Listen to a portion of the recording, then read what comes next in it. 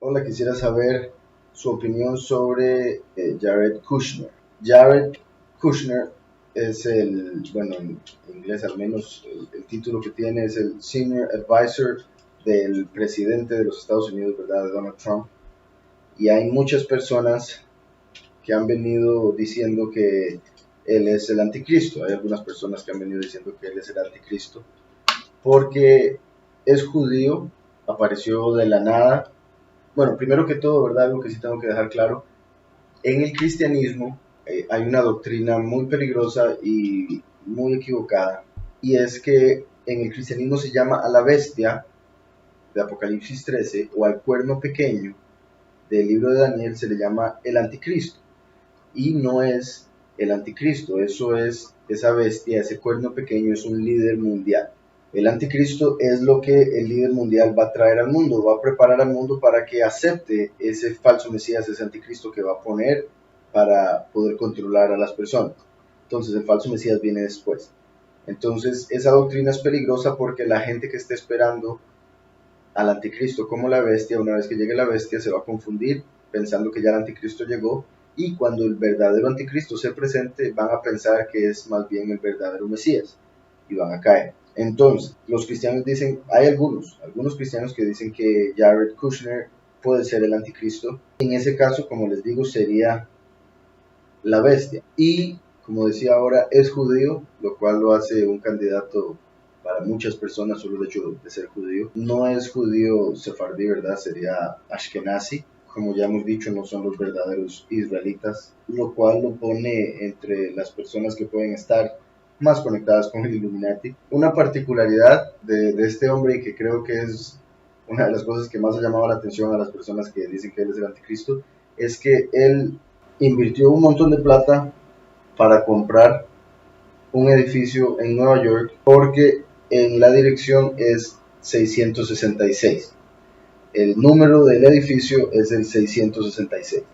Entonces, él, como judío ashkenazi, que ahora de repente se convirtió en el senior advisor del presidente de los Estados Unidos, es el esposo de la hija del presidente, y ya estaba en conversaciones con Israel y ha estado tratando de hacer un tratado de paz. Por eso es que hay gente que piensa que él puede ser el anticristo, porque en el cristianismo se enseña que va a ser un tratado de paz por 7 años, por sacar de contexto lo que dice Daniel 9.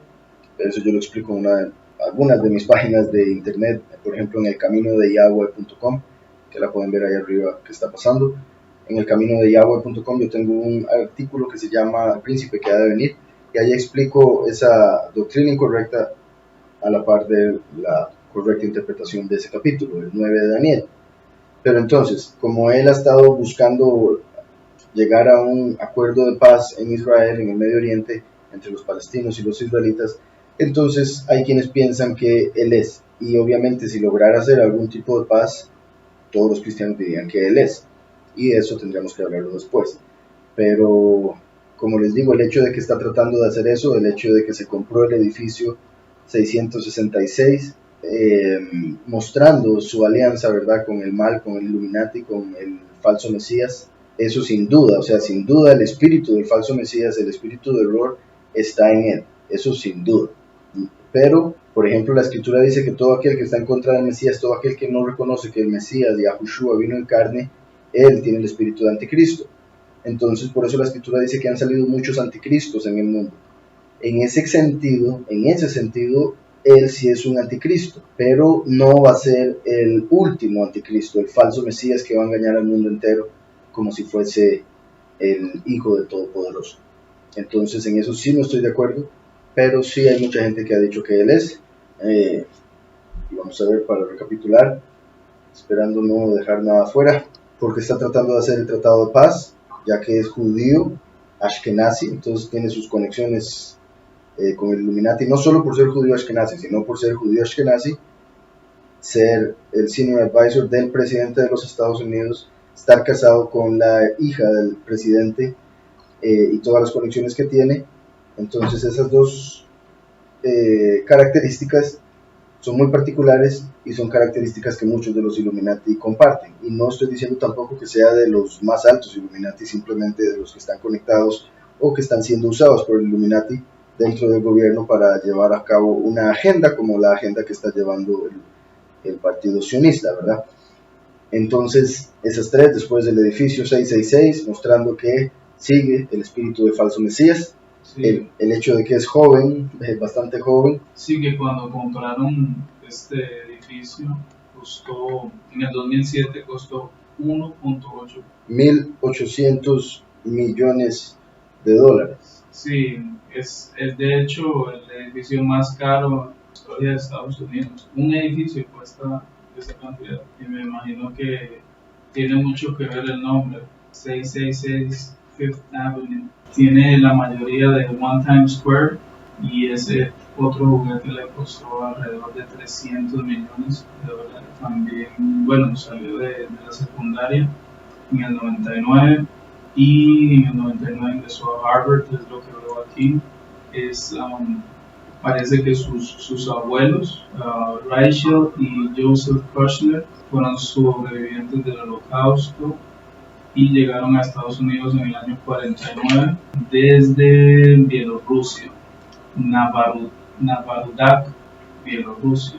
Son judíos ortodoxos, modernos. Se graduó de Fisk High School, una escuela ortodoxa moderna, y después ingresó a Harvard, también a New York University. Veo aquí, bueno, al parecer caminó por todo lado. Sí, es, ¿verdad? Como acaba de decir, supuestamente hijo de sobrevivientes del Holocausto, súper millonario, el edificio 666, bastante joven para la posición que tiene en el gobierno de los Estados Unidos y la conexión que tiene con Benjamin Netanyahu en Israel. Entonces sí hay muchas conexiones ahí interesantes que están haciendo que muchas personas crean que lo están posicionando para convertirse en el anticristo, pero el anticristo va a salir de un momento a otro cuando nadie se lo espera y va a engañar a todo el mundo.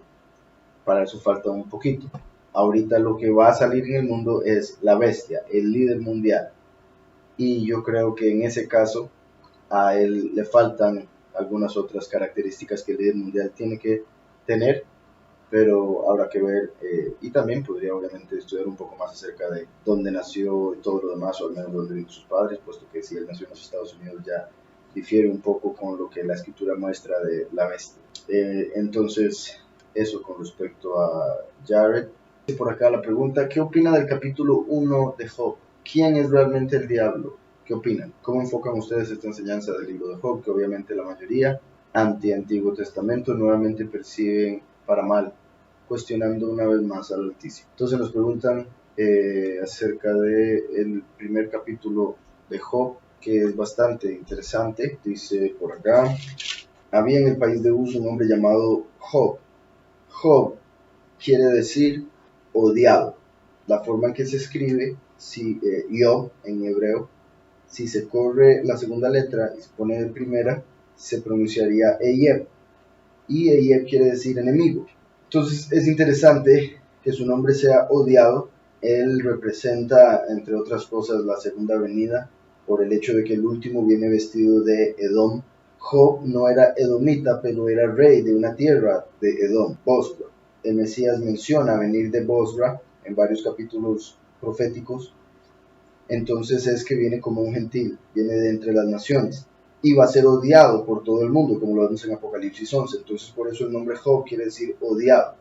Así como Job era odiado, por ejemplo, por los ángeles, o por el ángel, en este caso Satanás, que quiso hacerle el mal, igualmente va a ser con los dos testigos, como lo vemos en Apocalipsis 11. Es curioso que Job pensó, al menos según la tradición, Job pensó que el Todopoderoso se había equivocado cuando le cayó todo lo que vino después, ¿verdad? Para las personas que no conocen nada de Job, Job es un libro muy importante, muy interesante, porque cuando uno lee el libro nada más, ahorita yo le estoy agregando lo que se encuentra en otros libros, pero cuando uno lee solo el libro, es interesante ver que es un hombre que nunca había cometido aparentemente ningún error. A través de la escritura, cuando leemos a profundidad, podemos encontrar algunos detalles que tenía él que aprender o sobrepasar o cambiar en su vida, y que lo que pasó lo ayudó a hacer eso y llegó a estar en un nivel más elevado espiritualmente.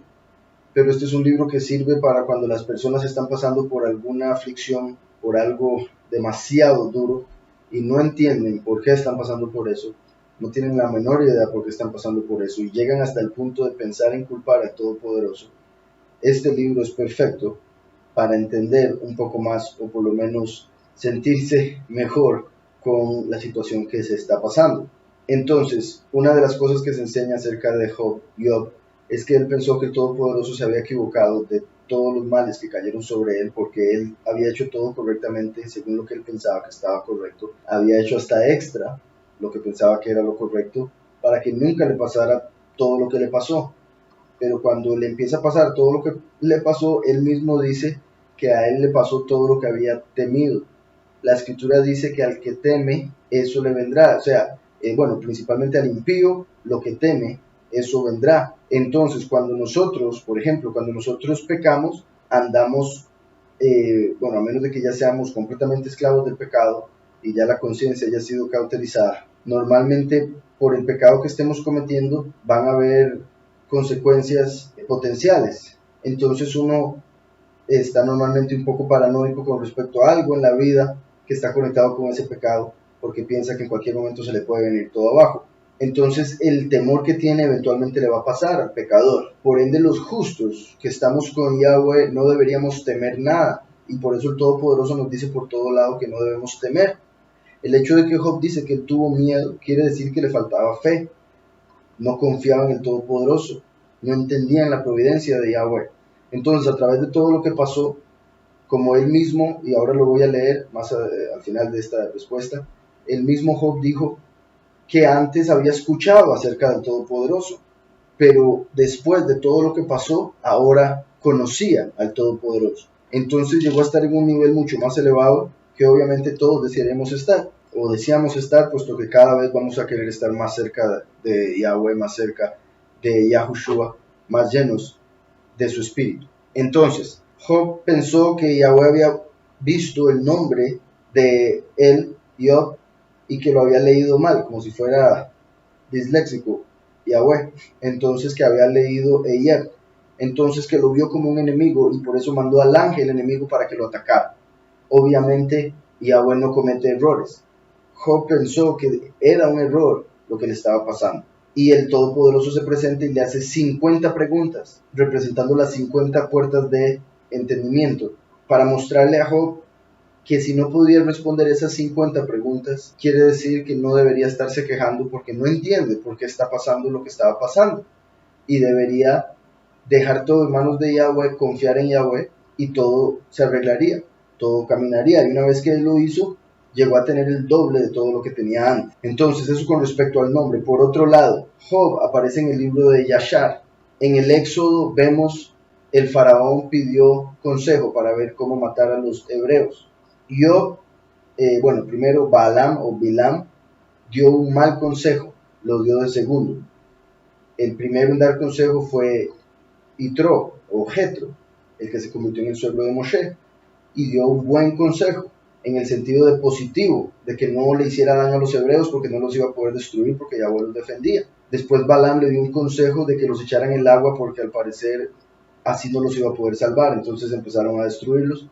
El faraón, cuando oyó el consejo que dio Jetro, se molestó y le hizo cara de que lo iba a matar. Job, por otro lado, pensaba similar, pero él decidió no responder.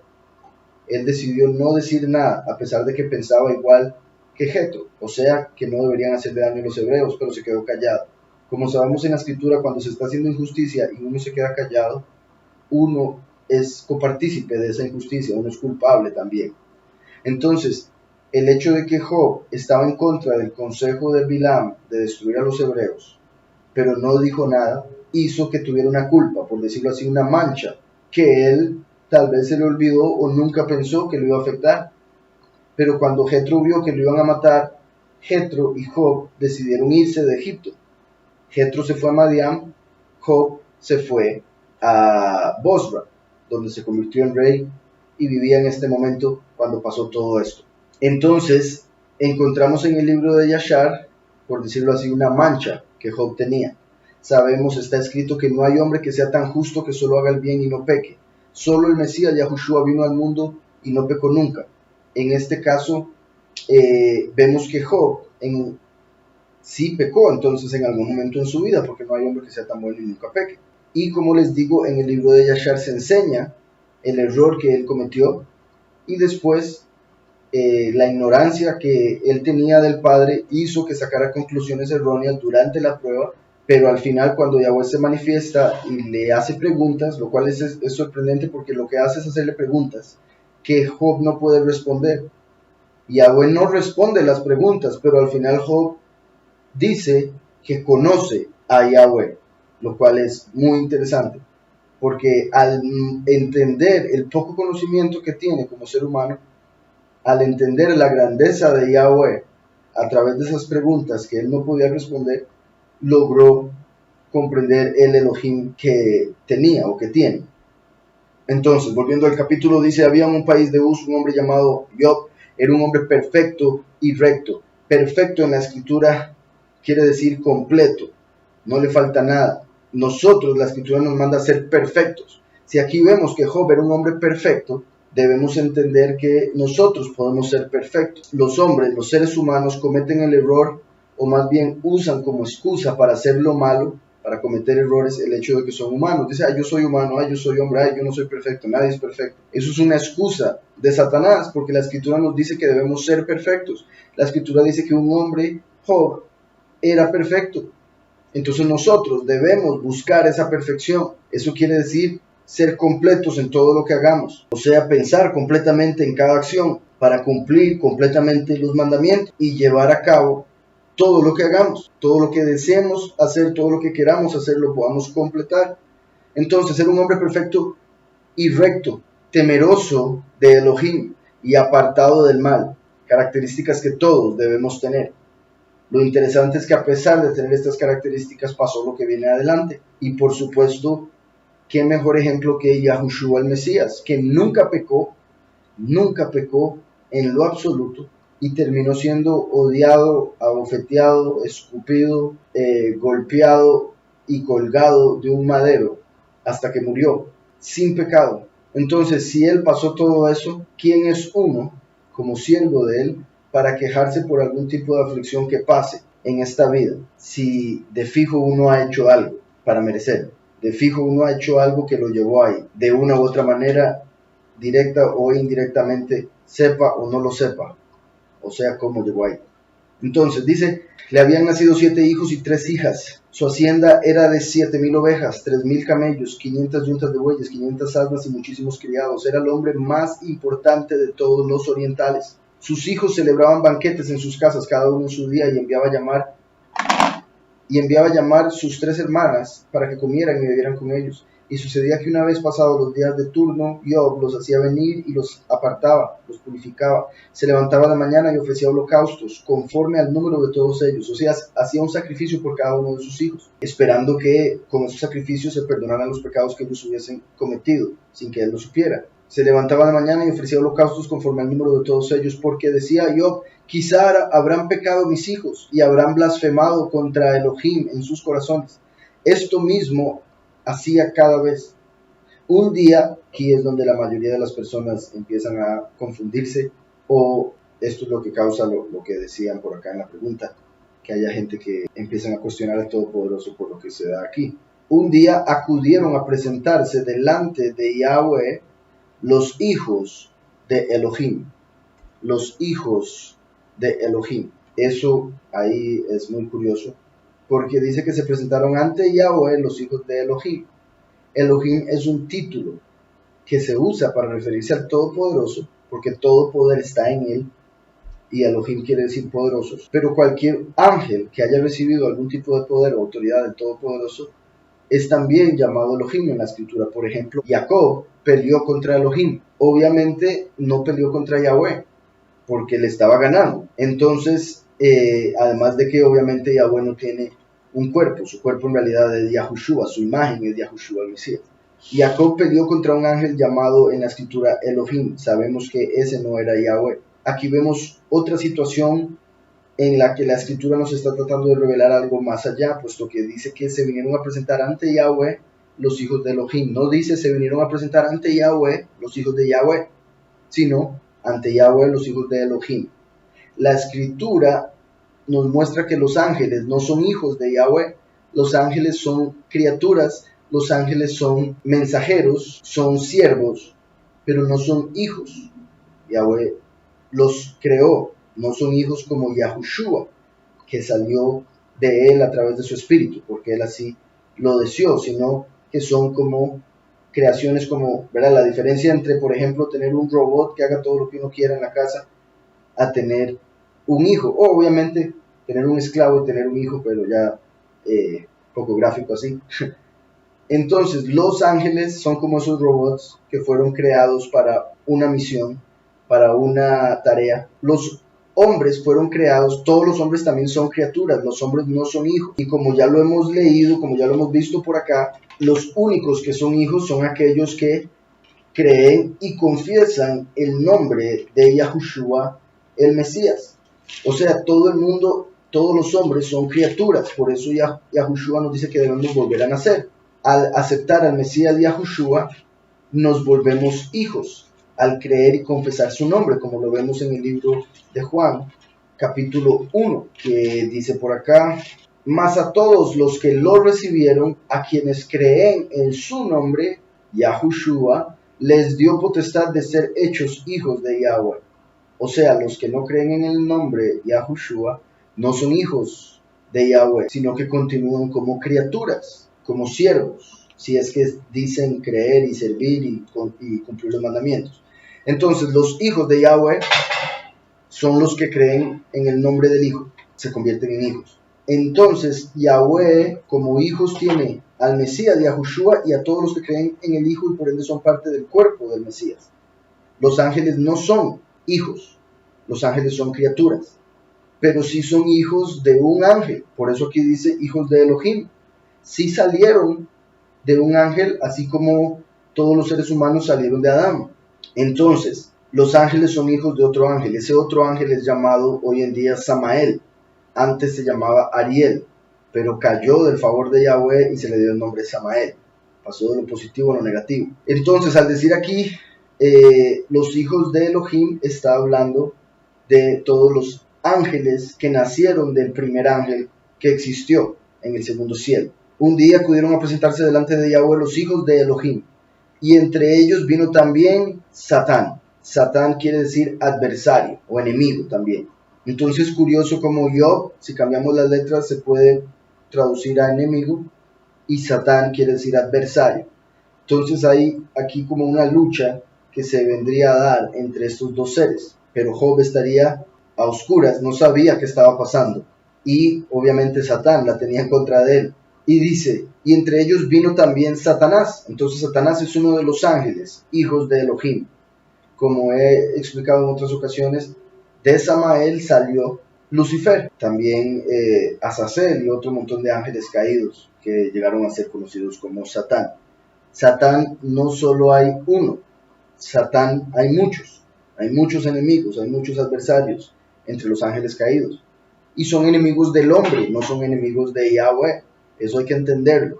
Son obstáculos que se crearon para ver quiénes son los verdaderos hijos de Yahweh, para ver quiénes son los hombres que van a pasar por todos los obstáculos que se presentaron en la vida y llegar a la meta, que es la vida eterna ante la presencia del Altísimo. Entonces, Satanás no es un enemigo de Yahweh, es un siervo de Yahweh. Si uno pone a Satanás como enemigo de Yahweh, lo está poniendo al mismo nivel y está básicamente pensando, como muchos piensan, que tiene el mismo poder, solo que negativo.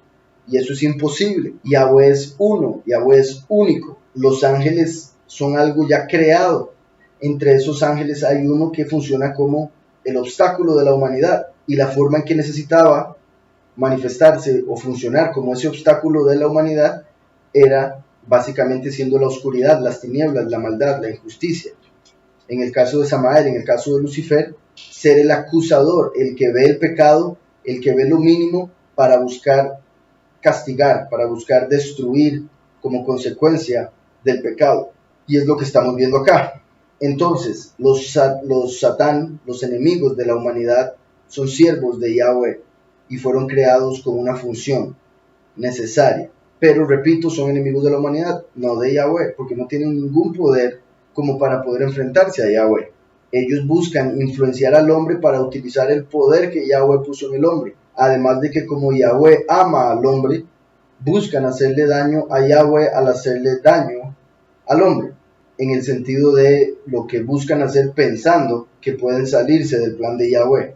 Entonces, y entre ellos vino también Satanás. Dijo Yahweh a Satanás, ¿de dónde vienes? Respondiendo Satanás a Yahweh dijo, de rodear la tierra y andar por ella. Vean qué curioso, rodear la tierra, puesto que es un círculo, y andar por ella.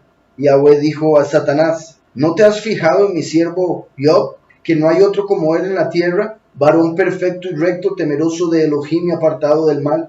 Algo que normalmente yo creo que no se nota o no notan la mayoría, y también lo digo por lo que leí en la pregunta, lo que me pareció entender de la pregunta que se me hizo. La gente piensa que también que Satanás era el que andaba buscando hacer mal. Él funciona como el abogado acusador, como el fiscal. Entonces, vean qué curioso que Yahweh es el primero que pone a ver a Job, o sea, es el primero en mencionar a Job. Si Yahweh no lo hubiese mencionado acá, tal vez no se hubiera escrito el libro. ¿Qué quiere decir eso? Que lo que le pasó a Job tenía que pasarle. No fue como que, uy, qué lástima, Satanás se le ocurrió ir a hacerle daño y terminó haciéndole daño. O, como otras personas erróneamente lo enseñan o lo piensan, que Yahweh y Satanás estaban haciendo una apuesta y les valía lo que Job llegase a pasar. Yahweh sabía el nivel tan elevado al que llegaría Job después de pasar por todo esto. Entonces Yahweh empieza a hablar de Job, puesto que, como lo dice aquí, no había ninguno como él. Entonces también en cierta forma es como el papá, ¿verdad? Que en el carro pone la calcomanía que dice que el hijo es estudiante de honor en la escuela o algo así. El papá que quiere presumir de sus hijos, del hijo mejor portado, por ejemplo. Entonces aquí Yahweh dice, ¿has visto a Job? ¿No te has fijado en mi siervo Job, que no hay otro como él en la tierra, varón perfecto y recto, temeroso de Elohim y apartado del mal? Otra cosa que quería decir, vamos a ver.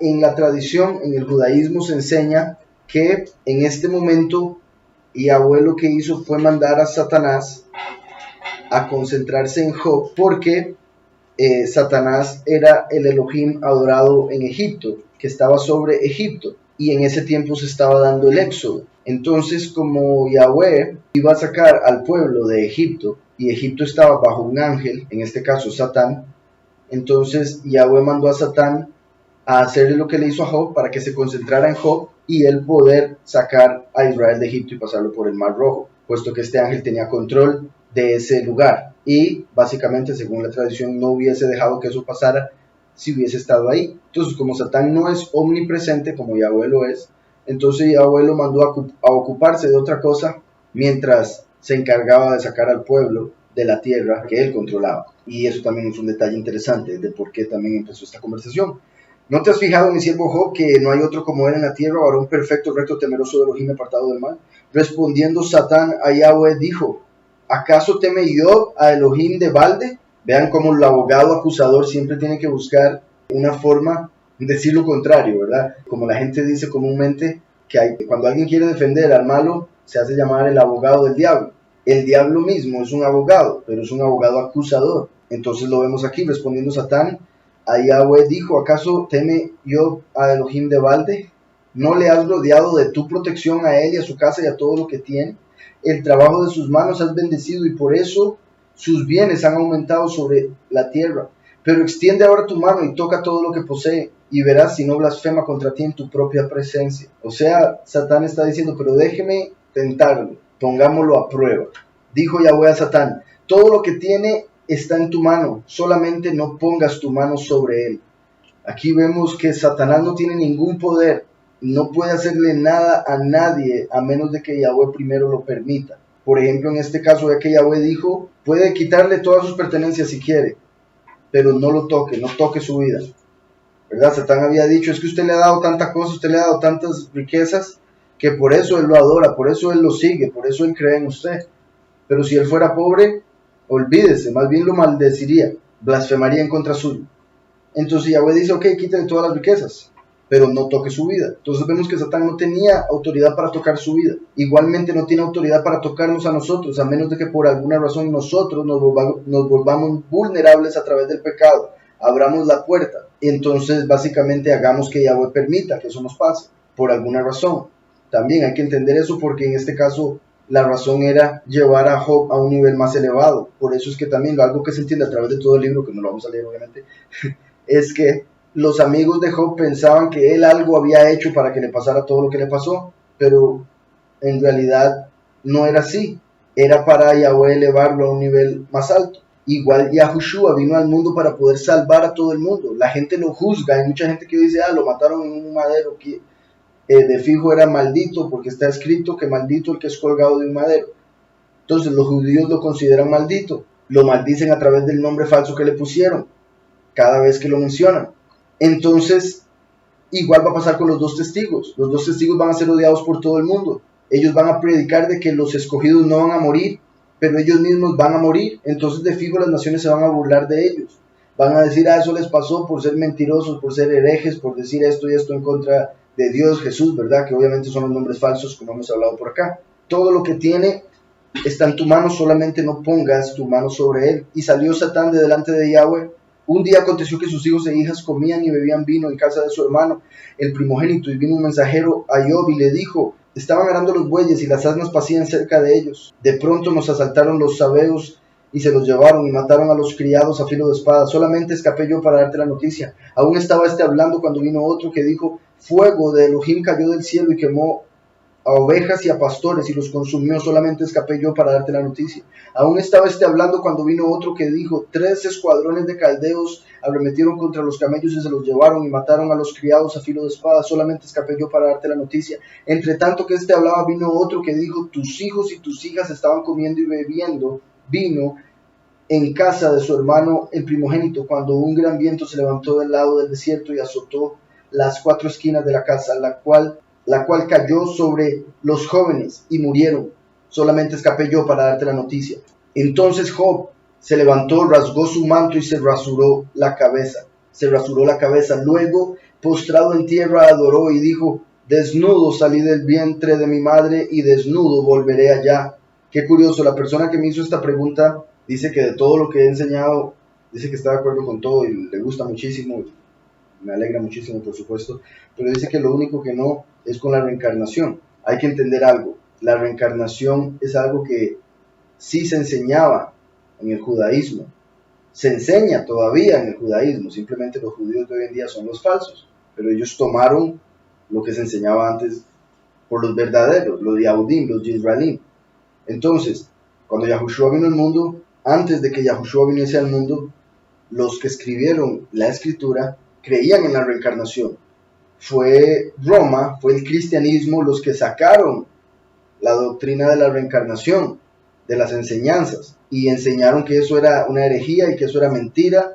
Entonces eso hace que las personas, al sacarlo, desde el momento que vienen a leer la escritura, hace que no puedan ver los versos de la escritura que enseñan de eso, porque los terminan interpretando de otra manera, porque en sus mentes no hay forma de que eso sea una realidad. Pero cuando uno se da cuenta que, repito, cuando Yahushua vino y antes de Yahushua se enseñaba en su religión, en nuestra creencia, nuestra fe, se enseñaba de la reencarnación, cuando uno entiende eso y abre su mente para la posibilidad, empieza a encontrar en la escritura los versos que nos revelan eso, como la vez pasada vimos uno en Samuel. Ahora nos aparece otro por acá. Vean esto. Desnudo salí del vientre de mi madre y desnudo volveré allá. ¿Volveré a dónde? ¿De dónde salió? Del vientre.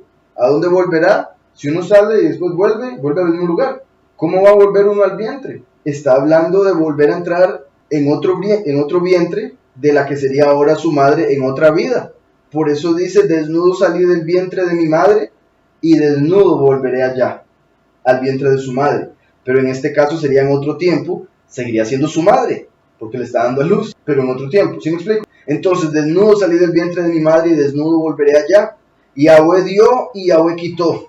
bendito sea el nombre de Yahweh. Vean, bendito sea el nombre de Yahweh. Después de que le pasó todo eso, en un día, en un momento, de los 4 ángulos de la tierra vino la aflicción, la desgracia, como se diría comúnmente. Vino uno de un lado, después otro del otro, después otro del otro, y después el otro por atrás, para informarle que había perdido todas sus cosas, aún a todos sus hijos. Y después de que todo eso pasa, dice, así vine al mundo, así me iré, bendito sea el nombre de Yahweh. Yahweh dio y Yahweh quitó. En todo esto no pecó Job, ni atribuyó a Elohim despropósito alguno, mostrando la rectitud de Job, que a pesar de todo lo que le pasó, la mayoría de la gente le pasa lo mínimo y ya se están quejando, reclamando y hasta llegando a maldecir al Todopoderoso, o a Dios, como ellos le llaman. Aquí vemos a Job que perdió todos sus hijos el mismo día, y lo que dijo fue, bendito sea el nombre de Yahweh. En todo esto no pecó Job ni atribuyó a Elohim despropósito alguno. Nosotros no debemos atribuir a Yahweh despropósito alguno nunca. Lo malo que pase es por algo que nosotros hicimos, no es por algo que Yahweh quiera hacernos, es una consecuencia. Lo malo que pase es para nosotros aprender algo. Todas las cosas son para bien de aquellos que aman a Yahweh. Está escrito en Eclesiastés también que hay tiempo para todo, tiempo para reír, tiempo para llorar. En este mundo todo tiene un contrario. Este mundo es dual. Entonces, así como hay calor y frío y todo lo demás que siempre he dicho, ¿verdad? Fuego y agua, hombre y mujer, izquierda, derecha. Entonces hay días felices, hay días tristes. Cuando estemos pasando por días tristes debemos acordarnos de eso, para entender que no es que Yahweh nos quiera ver así, es que estamos todavía en una realidad donde eso es parte de la realidad, pero es simplemente una ilusión que va a dejar de ser cuando esta realidad deje de ser, porque la misma realidad en la que estamos es una ilusión. Entonces, cuando entendemos eso, eso nos va a ayudar a entender en esos momentos en que estemos afligidos, porque entenderemos que esa aflicción, lo que sea, es pasajero. Lo único que en esta vida no es pasajero, la gente piensa que no es pasajero, es la muerte, pero en Yahweh sabemos que sí es pasajero, porque Yahweh trae la resurrección de los muertos. Entonces, si sabemos que vamos a ver a todos nuestros seres amados y aún a todos nuestros antepasados que nunca hemos conocido cuando estemos ante el Padre, debíamos entender que nada nos puede parar y nada nos debería afligir hasta la muerte, puesto que la muerte misma es una ilusión que Yahushua deshizo a través de su muerte, de su sacrificio. Después de todo lo que Job pasó, Yahweh le terminó dando el doble de todas las cosas. Y esto se conecta con lo que estaba diciendo anteriormente. Yahweh le dio el doble. Entonces, si tenía 3,000 camellos, llegó a obtener después de la prueba 6,000 camellos. 7,000 ovejas, llegó a tener 14,000 ovejas. 500 yuntas de bueyes, llegó a tener 1,000 yuntas de bueyes, etcétera, etcétera. Tenía 10 hijos. Al final llegó a tener 10 hijos. Entonces hay algunas personas quizás se pregunten, pero ¿cómo? Si llegó a tener el doble de todo. Él tenía 10 hijos y después tuvo 10 hijos. ¿Por qué no tuvo 20 hijos? La respuesta es que sus 10 hijos que habían muerto estaban todavía vivos porque eran justos y estaban en el reino de Yahweh esperándole. Entonces cuando llegó a tener 10 hijos más, ya tenía el doble, puesto que 20 es el doble de 10. Entonces vemos que en sus animales sí se le dio el doble. Repito, tenía 1,000 ovejas y después tuvo 2,000. 2,000 camellos, después tuvo 4,000. Ahora estoy diciendo los números incorrectos, pero el punto es para que se entienda el doble. Antes tenía 10 hijos, después tuvo 10 hijos. ¿Por qué no se le dieron 20? Porque los 10 anteriores seguían siendo sus hijos, pero en el reino de Yahweh lo serán eternamente. Sí, los 10 hijos no perdieron la verdadera vida. Exactamente, ese es el punto. Ese es el punto, y a eso es a lo que me refiero con que aun cuando uno pudiese perder a alguien en este mundo, que la ilusión puede ser muy dura, aun cuando eso llegase a pasar, uno tiene que entender que bendito sea Yahweh, Él ya les dio la vida eterna. Después de que pasa todo lo que sucede, vean que en este momento Job no reclama nada a Yahweh, no le achaca nada a Yahweh. De hecho dice, bendito sea el nombre de Yahweh después de que perdió todo. Después le van a pasar más cosas y continúa. De hecho llegó un momento donde su propia mujer, su esposa, le dijo, ¿aún te mantienes en tu integridad? Maldice a Elohim y muérete. Maldice a Elohim y muérete. Vean la esposa que tenía. Ella después terminó muriendo y se dice que Job se terminó casando con otra mujer. De hecho hay quienes dicen que se casó con Dina. Entonces esta mujer terminó perdiendo la vida por lo que dijo, entre otras cosas obviamente que hacía. Aún te mantienes en tu integridad, maldice a Elohim y muérete. Él pensaba, también algo que se dice para defenderla, es que cuando la gente pensaba que si alguien maldecía a Elohim, si decía algo en contra del Todopoderoso directamente, entonces que el Todopoderoso automáticamente le iba a quitar la vida. Entonces hay quienes dicen que ella lo que estaba diciendo aquí era, haga algo para que ya le quiten la vida, para que no esté viviendo así. Es mejor morir que seguir viviendo así. Aún te mantienes en tu integridad, maldice a Elohim y muérete. Él le dijo, como suele hablar cualquier mujer insensata, así has hablado. Como suele hablar cualquier mujer insensata, así has hablado. Pues ¿qué? ¿Recibiremos de Elohim el bien y el mal no lo recibiremos?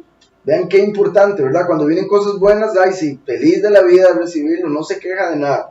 Pero cuando pasa algo malo, que obviamente también viene de Elohim, porque Él lo permitió, debemos saber que es para bien, para el bien nuestro, como lo dice Romanos 8:28, todas las cosas son para bien de aquellos que aman a Yahweh, por eso no nos deberíamos quejar. Y Job lo entendía, ¿recibiremos de Elohim el bien y el mal no lo recibiremos? En todo esto no pecó Job con sus labios. Sí, por eso las pruebas, ¿verdad? La aflicción es como el fuego, y el fuego prueba el oro. Con el oro, cuando se pone en el fuego, toda la escoria se deshace y queda solo lo que verdaderamente vale. Igualmente, cuando uno está pasando por una prueba, no solo se pierde en uno mismo lo que se tiene que perder, lo que se tiene que quemar, porque para algo vino esa prueba, para que dejara de estar en uno lo que no debía estar ahí, pero igualmente para que en el entorno ya no estén las personas que no deberían estar, porque nunca debieron estar, pero uno por estar solo recibiendo cosas buenas no había notado.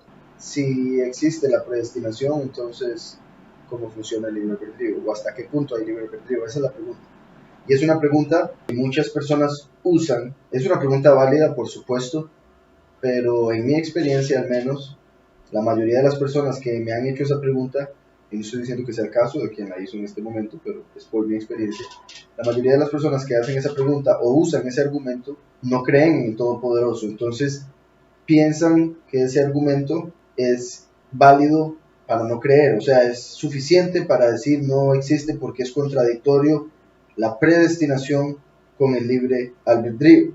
Pero en realidad es un razonamiento equivocado, es erróneo. El problema es que las personas que sacan esa conclusión de que el libre albedrío con la predestinación no van de la mano, no pueden ir de la mano, es porque cuando se hace la conclusión, se toma esa conclusión, se está pensando desde un punto de vista humano. Los humanos estamos atados al tiempo. Nosotros podemos viajar en el espacio, pero no podemos viajar en el tiempo. Entonces, la única forma en que nosotros podemos viajar en el tiempo es en la misma dirección, todos y al mismo tiempo, porque todos estamos pasando segundo a segundo, dejando el pasado atrás, yendo hacia el futuro y experimentando el presente. Entonces, al verlo así, la gente llega a decir que si hay predestinación, entonces quiere decir que, por ejemplo, el hecho de que Yahweh predestinó a los escogidos ya fueron escogidos, aunque todavía no lo sepan, aunque todavía ni siquiera tal vez sepan quién es el Todopoderoso, tal vez no crean en él, quizá puede ser el caso de algunos. Yahweh ya los escogió. ¿Por qué? Porque Yahweh, a diferencia del hombre, no está atado al tiempo. Entonces Yahweh, desde que Él decidió hacer la creación, Él supo el fin de esa creación. Entonces, Yahweh ya supo todas las decisiones que nosotros tomamos a través de nuestro libre albedrío, y según esas decisiones que ya tomamos ante su presencia que está en la eternidad, Él tomó una decisión de quiénes escogería, aún antes de que se manifestara esta realidad, o sea, aún antes de que nosotros experimentemos la consecuencia de las decisiones que hemos tomado. Ya Yahweh sabe las decisiones que tomamos y por ende Él tomó una decisión con respecto a nosotros. Entonces, nosotros estamos tomando decisiones a cómo vamos en la vida, pero ante Yahweh ya nuestra vida pasó. Por ende, Él ya sabe quiénes van a entrar y quiénes no. Como se puede explicar también, y siempre uso esta analogía para explicar este punto, si uno va a un a un desfile de carrozas, por ejemplo, normalmente, ¿verdad? La gente común y corriente lo ve desde el lado, ¿verdad? Entonces uno estaría en un lado de la calle viendo pasar las carrozas y uno solo podría ver la que está pasando en ese momento enfrente. Tal vez un poquitito las que vienen por allá y un poquitito las que ya pasaron, pero solo un poco, dependiendo de donde esté, dependiendo de la posición, solo va a poder ver para el frente lo que está pasando. Eso es nosotros viendo el presente, nada más. Pero el Todopoderoso, que está fuera del tiempo, es como una persona que está viendo ese desfile desde un helicóptero. Desde un helicóptero la persona puede ver el inicio del desfile y el final del desfile, aunque las personas que están abajo solo pueden ver un pedacito del desfile. Entonces desde el helicóptero se puede decir, y ya en el final está llegando tal carroza, y si alguien está oyendo dice, pero ¿cómo sabe este hombre? Porque ya pudo ver el final desde el principio, pudo ver el final, aunque esta persona en particular se encuentre en el principio del desfile. Nosotros tenemos el libre albedrío, nosotros debemos escoger. Ante Yahweh nosotros ya escogimos, pero como nosotros aún no estamos de ese lado eterno, entonces debemos asegurarnos de tomar las decisiones correctas, debemos asegurarnos de hacer lo correcto, buscar la instrucción de la Escritura para llevar a cabo la voluntad de Yahweh, porque como decía al inicio, las personas que normalmente han usado ese argumento o esa pregunta, es como para decir, si me escogieron, pues bueno, y si no, entonces no voy a perder el tiempo tratando de ser escogido, voy a hacer lo malo.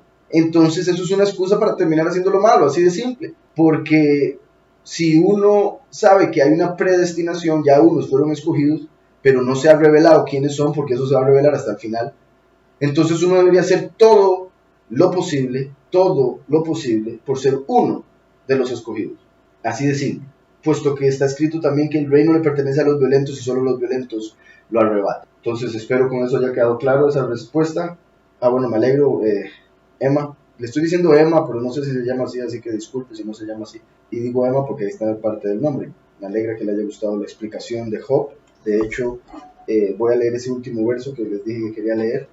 Después de que todo pasó, en el último capítulo, el 42 de Job, verso 5, Job dice, de oídas te conocía, como la mayoría de las personas. Y no quiero comparar a la mayoría de las personas con Job, porque leímos que Job es un hombre perfecto, recto, y la mayoría de las personas no lo son.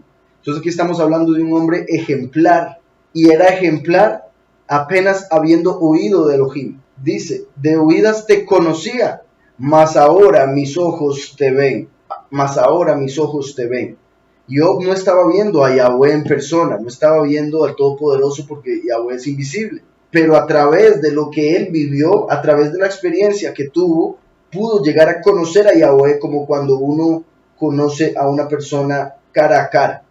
Entonces por eso dijo, ahora mis ojos te ven. Porque llegó a una profundidad que no se imaginaba que podía haber llegado, no se imaginaba que existía. Y esa es la profundidad que nosotros debemos buscar como siervos de Yahweh, como hijos de Yahweh a través de Yahushua.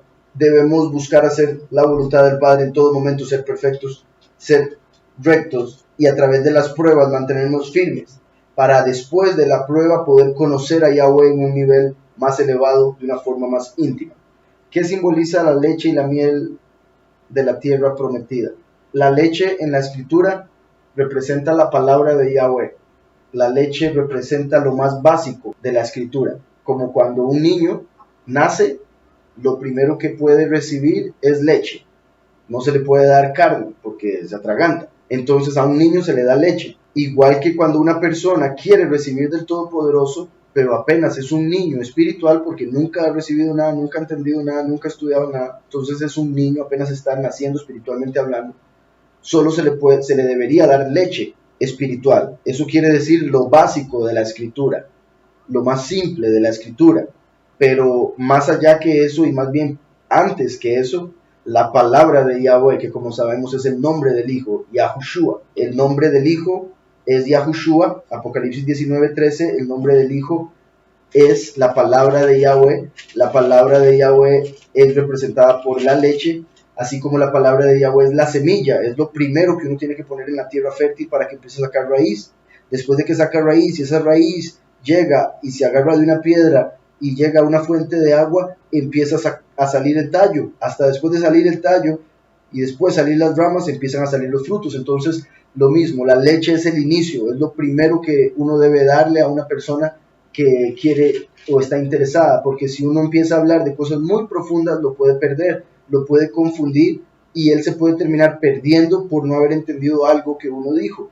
Y eso es uno de mis temores cuando yo hago estos programas o en la congregación en vivo virtualmente, porque a veces entro en cosas que tal vez algunas personas apenas están empezando y los puede confundir, y espero eso no haga que se aparten, sino más bien que se queden y esperen hasta que puedan digerir ese tipo de comida que a veces damos en los estudios. En Génesis 49, cuando habla de la venida de Yahushua a través de la tribu de Yahudá, menciona algo que hace alusión al Mesías.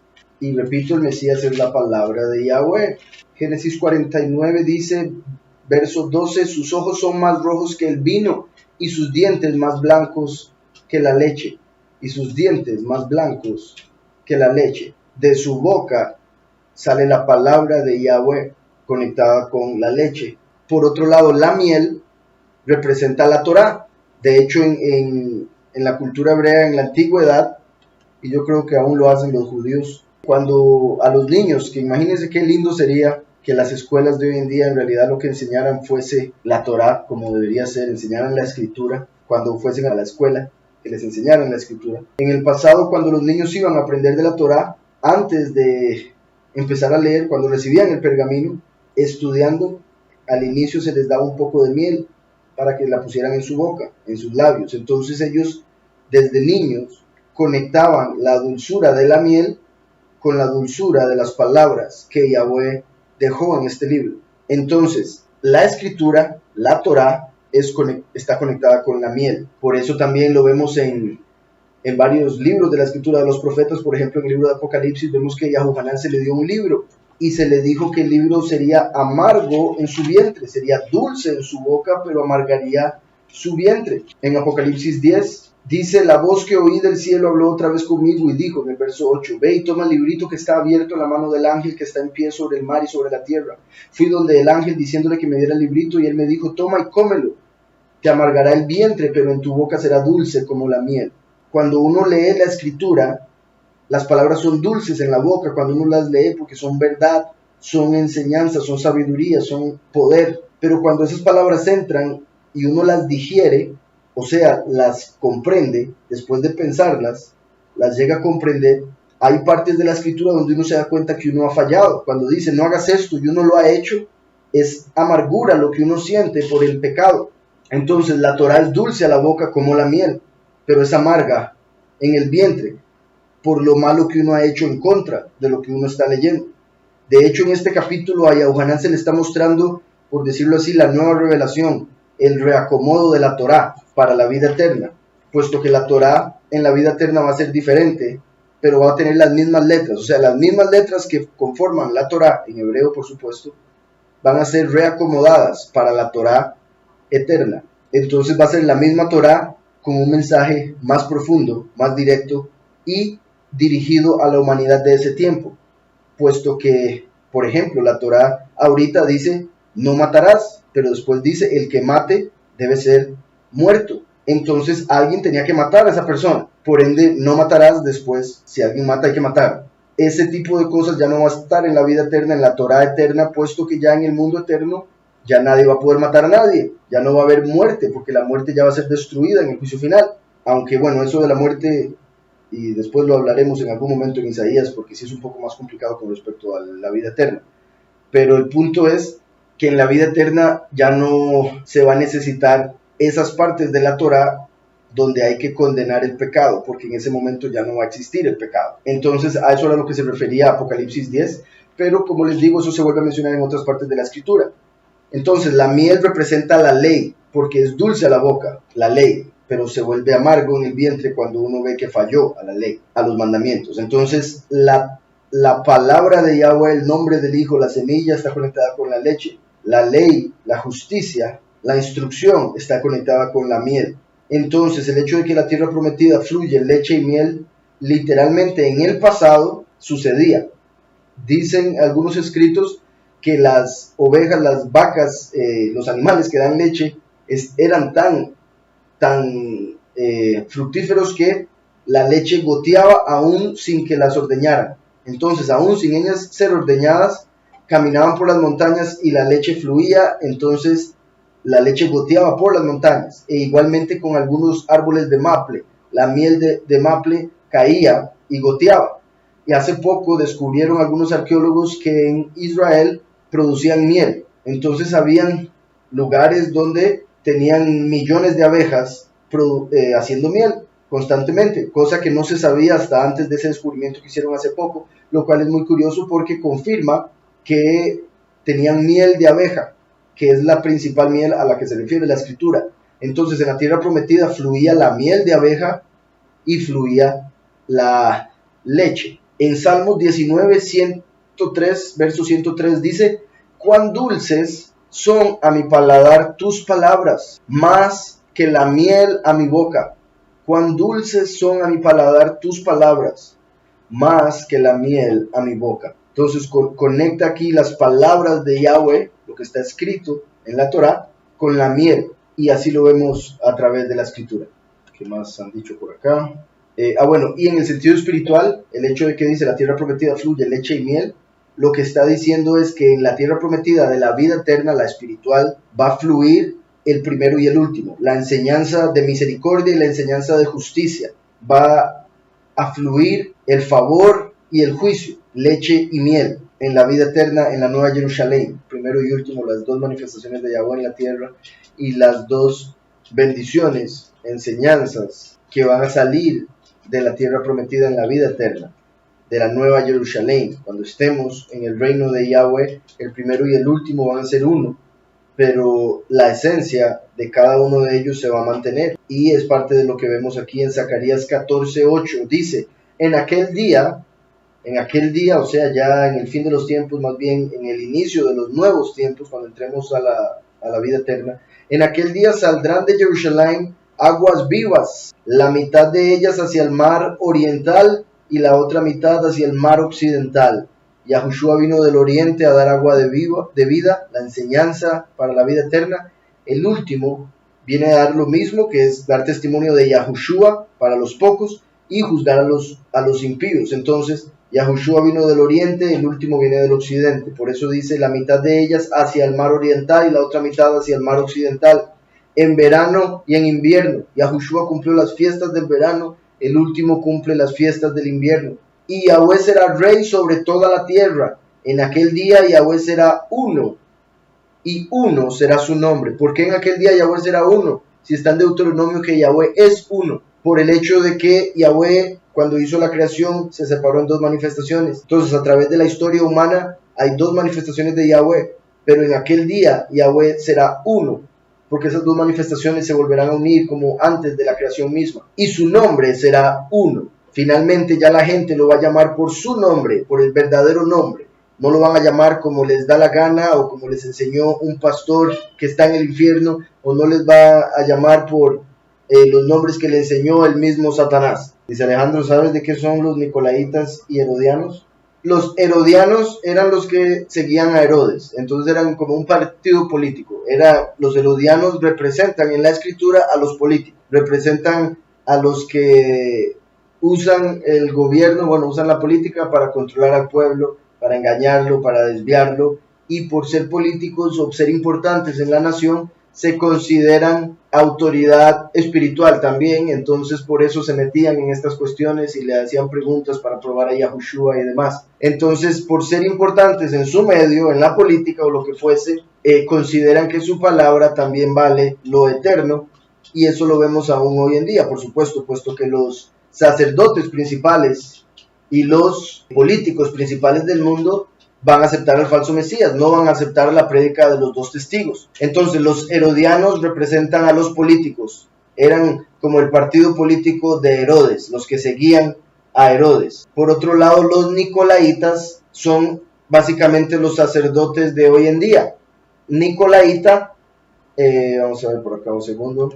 Nicolaita quiere decir básicamente quienes toman control del pueblo. Entonces son un sacerdocio que se aprovecha del pueblo. En vez de ser sacerdotes que ayudan al pueblo, que los guían por el camino correcto, son sacerdotes que se aprovechan del pueblo y por ende obviamente los guían por un camino incorrecto. Los nicolaitas se mencionan en Apocalipsis cuando se le habla a la iglesia de Éfeso. Según la concordancia, nicolaita es la palabra G3531, quiere decir destrucción del pueblo. Entonces, al tratar de controlar al pueblo y obviamente darle una doctrina falsa, los terminan destruyendo.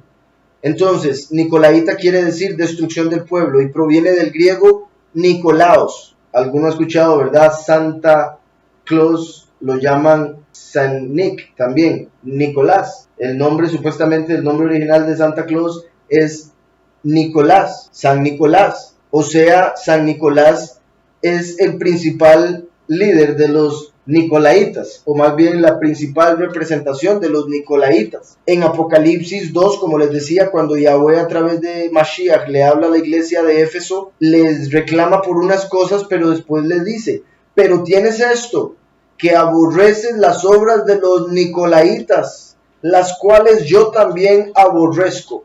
Yahweh aborrece a los nicolaitas, o sea, aborrece a San Nicolás. Y como he dicho en otras ocasiones, San Nicolás, llamado Santa Claus en inglés es un anagrama de Satan Claus, o las garras de Satanás, las garras de Satán. Entonces, proviene del griego Nicolaos, que se traduce como triunfo sobre el pueblo, y que a su vez está formada por Nico, que es la G3534 en la concordancia y significa derrota completa, dominio o conquista sobre otros. Eso es Nico, derrota completa, dominio o conquista sobre otros. Y Laos quiere decir pueblo, y es en la concordancia la 2992.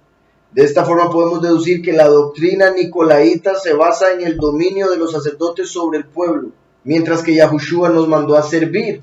Yahushua dijo, el que quiera ser el líder se convierte en el siervo de todos, se debe convertir en el siervo de todos. El que verdaderamente quiera gobernar va a tener que servir a todas aquellas personas sobre las que gobierna.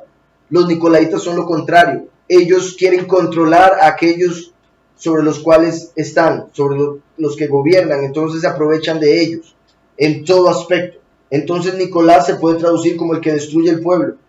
Como decía ahora, una referencia moderna a este nombre es el llamado San Nicolás, también conocido como Santa Claus, nombre que a su vez es un anagrama que quiere decir las garras de Satán. De esta forma fue como nació el clero, por eso decía los sacerdotes de hoy en día. Así, de esto, de los nicolaitas, nació el clero y el laicado, grupos sacerdotales con privilegios especiales, un fuerte vínculo con el César y un evidente dominio sobre el pueblo. En Mateo 23, Yahushua describe a este tipo de sacerdotes. En el verso 6 dice, aman los primeros asientos en las cenas, las primeras sillas en las sinagogas, las salutaciones en las plazas y que los hombres los llamen rabí, rabí, que quiere decir maestro o pastor. Pero vosotros no pretendáis que os llamen rabí.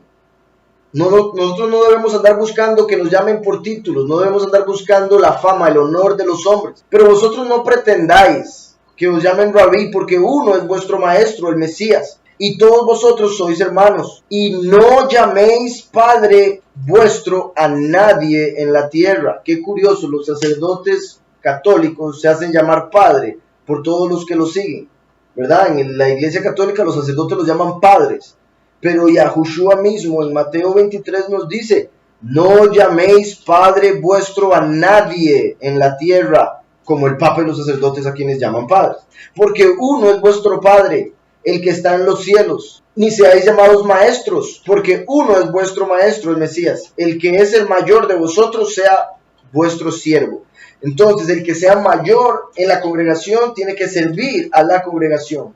Yahushua es la cabeza de la congregación y él vino a este mundo a morir por la congregación. ¿Qué mayor servicio que ese? Por saludos, Pimicor, es una pregunta. ¿Quién escribió el libro de Hechos? Hechos lo escribió Lucas. Lucas normalmente, de hecho, Hechos hay quienes lo llaman el segundo libro de Lucas, o segunda de Lucas. Y está escrito según el segundo nivel de interpretación de la escritura. Hay diferentes tipos de interpretación de la escritura, principalmente 4 niveles de interpretación. Y los evangelios están escritos según esos tipos de interpretación. Por ejemplo, que ya lo he hablado, no voy a entrar demasiado en ese tema. siempre digo. Peshat, que es el primer nivel, el literal, es como está escrito Marcos. Remes, que es como leyendo, entendiendo que lo que se lee está dando además una pista de algo diferente. Así es como está escrito Lucas. Y también Hechos, por si algo hay para el futuro cuando lo quieran leer. Entonces, con eso respondo esa pregunta. Por acá Sergio me había preguntado, correcto, tal vez puedo hablar un poco de esto. Si Dios es un título y tiene un significado tan oscuro, ¿es posible que sea igual en otros idiomas, como en polaco, por ejemplo? En polaco se dice, bueno, se escribe Bog, ¿verdad? B-O tildado G, pero se pronuncia Buk, Buk. Dice, ¿será que al igual que al español hay significados oscuros malos para esos nombres en esos idiomas? Yo, por un lado, no lo dudo. Por ejemplo, Dios, el título Dios originó del nombre Zeus.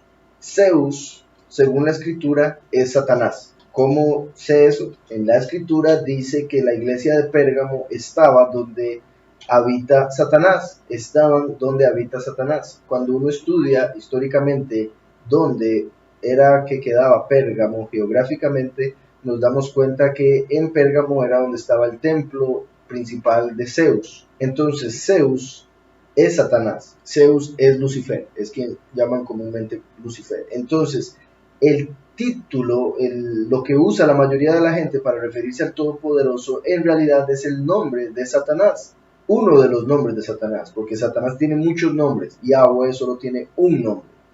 Entonces, Zeus es Satanás, Dios es Zeus, por ende Dios es Satanás. Por otro lado, en inglés se pronuncia completamente diferente, se pronuncia God, ¿verdad? En inglés se pronuncia God y así es como el nombre que usan o el título que usan para referirse a quien ellos adoran. Curiosamente, God en hebreo, esa pronunciación, God en hebreo, es fortuna, se refiere al Dios de la fortuna, el Elohim de la fortuna. El Elohim de la fortuna de este mundo es Satanás. El de la suerte es Satanás. Por eso en inglés suerte se dice luck, que viene de las primeras 3 letras del nombre Lucifer. L-U-C, luck. Solo se le agrega una K y tenemos suerte en inglés. Lucifer es el poderoso, el ángel que está por encima de la suerte en este mundo. Entonces, por eso, ¿verdad? La gente por la suerte se termina perdiendo también por el juego en los casinos y demás. Entonces, Lucifer es Zeus, Lucifer también es God. Entonces, el título Dios hace alusión a Zeus, Zeus es Satán. El título God hace alusión al Elohim de la fortuna, que es Satán. Como cuando Yahushua fue tentado por Satanás, Satanás la forma en que lo tentó, una de las tentaciones que le dio fue que él iba a recibir todos los reinos si solo se inclinaba ante él, ante Satanás, y lo adoraba. Entonces Satanás le dijo, yo te daré todos los reinos, todo el poder, toda la autoridad, si con solo que te inclines ante mí, porque a mí fueron dados y yo se los doy a quien yo quiero. Entonces Satanás tiene poder de las cosas en este mundo y él las reparte según la suerte. Entonces God es Satanás, Dios es Satanás. En este caso me dice Celio que Bóg es como se dice comúnmente, como se le llama Dios en polaco.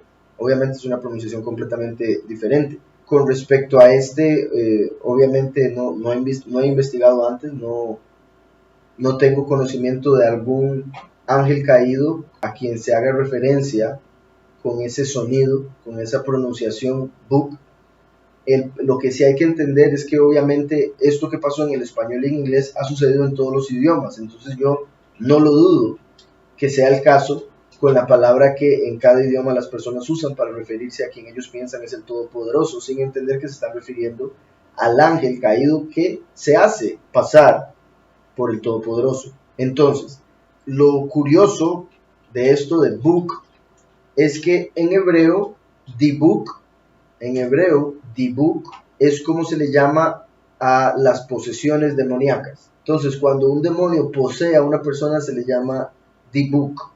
Es curioso la conexión que hay, muy particular, con cómo le llaman al poderoso en polaco, Bóg. Entonces, esa es la conexión que veo hasta este momento. Como le digo, no he estudiado más a fondo la etimología de la palabra en polaco.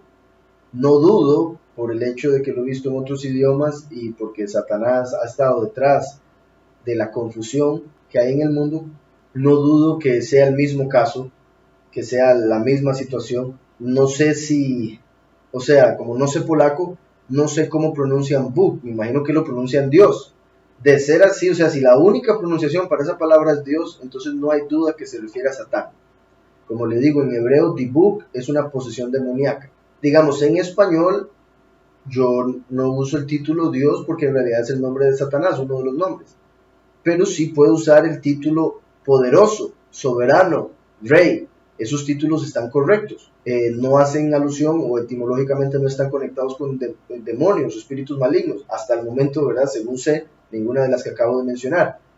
Entonces, si fuese que Buk es una palabra que quiere decir poderoso, o que quiere decir todopoderoso, o quiere decir eterno, entonces estaría bien, estaría correcta.